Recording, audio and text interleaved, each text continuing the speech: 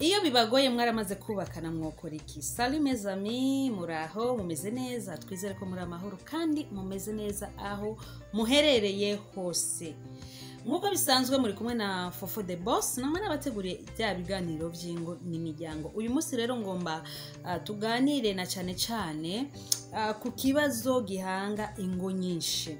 Iyo bibagoye mwari amaze gushakana byogenda gute? Iyo mvuze gutyo ni mu gihe mutumvikana n'umugore, ni mu gihe bitagenda mu rugo, ni mu gihe mutariko murahuriza hamwe. None mu gihe mudahurije hamwe umuti woba uwuhe? Ntarabandanya ngo makubibusa gukanda subscribe, like, share na comment kuri channel Daniel Mugisha kugira uko tuzokwama dushiraho ibiganiro vyacu muzoze murabikurikirana atakigoranye.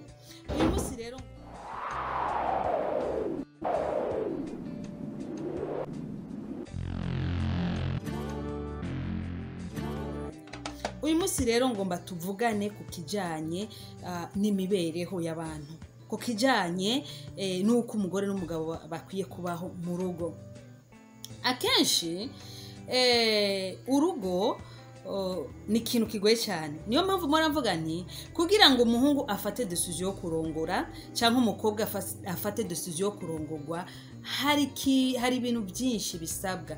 Iyo wiyemeje uba wiyemeje ikintu gikomeye cyane. Gushinga urugo ntabwo ari kuja gukina amagopo.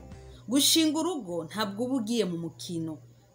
Ni bya bindi bavuga akagumye bagumako. Hari ibintu byinshi ugenda urahura nabyo mu rugo. Okay?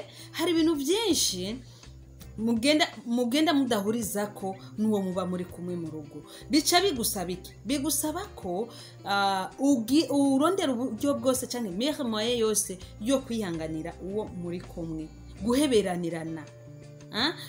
Hari igihe urongorwa uri umugore ugasanga ufite ingeso, cyangwa umugabo akarongora ugasanga afite ingeso runaka.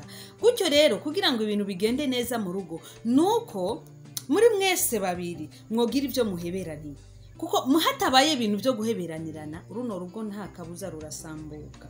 Okay? Akenshi iyo byanka mugiye muba mufite ibintu byinshi mutariko murahurizako.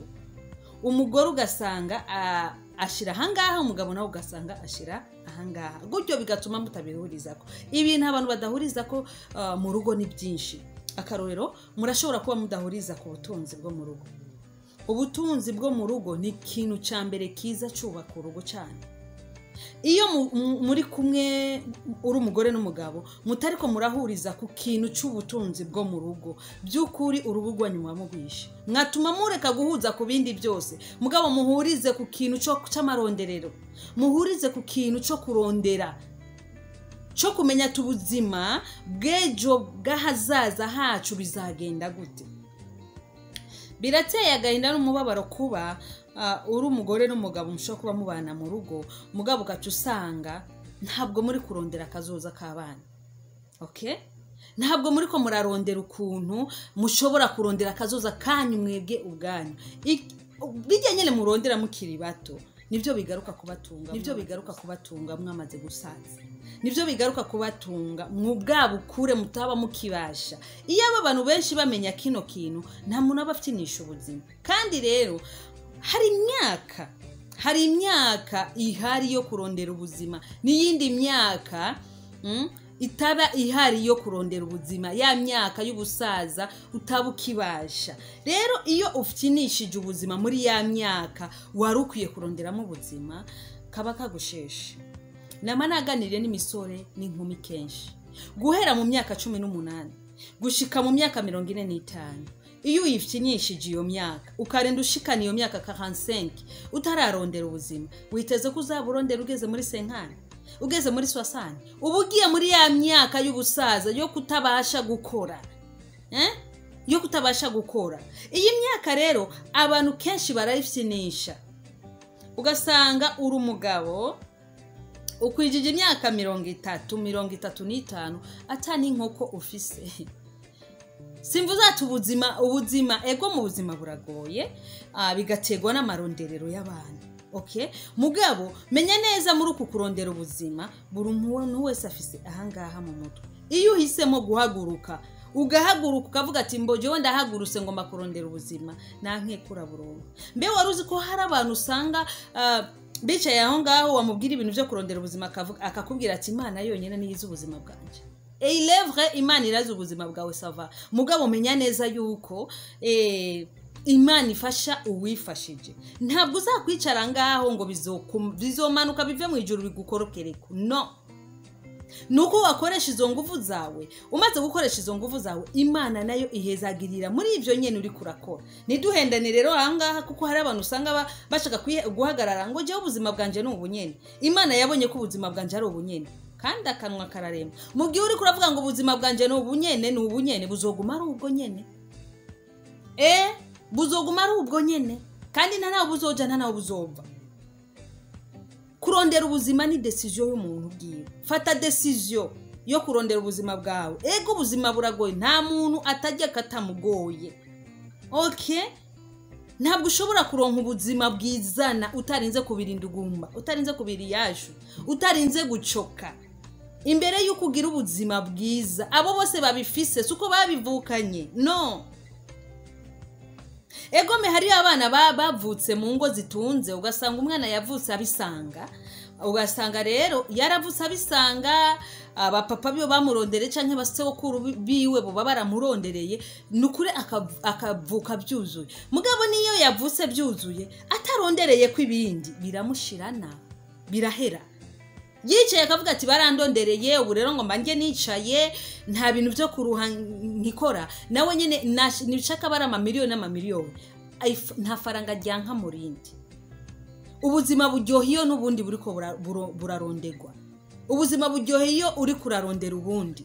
Mugabo nushaka uvukire mu buzima bwiza, iyo utaciye ububandanyirizamwo kugira ngo bubandanye ntiubaze yuko bwo bandanye. Harageraho biguherana bigushirana gose ugasubira mu bukene kandi wari wararonderewe.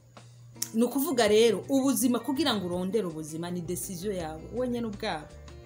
Ufashe decision yo guhaguruka buri kimwe cyose cyubonye ugakora, ukaba wa wundi utagaya akazi, buri kimwe ugakora ntange ko ubuzima urabufata.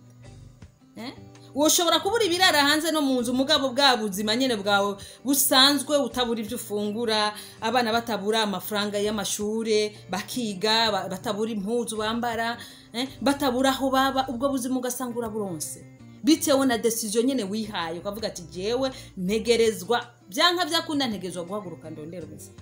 Ariko none uzoguma wicaye aho ngaho ngo ubuzima buzizana. No. Rero mu rugo ikintu nyamukuru gihari mu rugo n'ubuzima. Iyo rero mubaye hagati y'umugore n'umugabo ata muntu ashobora guhaguruka ngo arondere ubuzima, ubwo rugo ruba rugoranye cyane. Kandi ubuzima burashobora gutuma ubutandukana n'umugabo canke bugatuma utandukana n'umugore. Bitewe n'iki? N'ubuzima. Bitewe n'ubuzima. Hari umugore adashobora kwihanganira ubukene, hari n'umugabo usanga adashobora kwihanganira kubandanya abana n'umugore mu gihe akenye. Akubwira ati jewe ntavyo mfise ndagutungisha. Raba ubuzima bwanje ingene bumeze. Gutyo rero abo tuvyaranye nabo ugasanga baratandukanye. Hari n'abagabo usanga urugo baruta bitewe n'ubuzima. Ubuzima bubi akabona ntari bushobora kugaburira umugore, ntari bushobora kwambika umugore, ugasanga arataye umugore n'abana, aromotse aragiye kubera iki? Kubera ubuzima.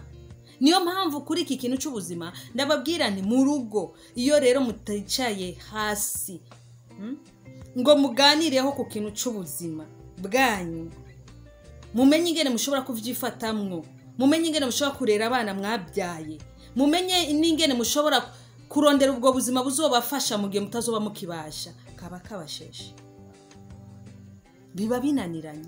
Rero akona karorero nastanze kandi kari imbere y'ibindi byose. Gutyo rero birashobora kunanirana, ugasanga habirananiranye kabisa. Swate umugabo arazi kurondera ubuzima, ariko umugore afise ni wa wundi wo kumuhombesha.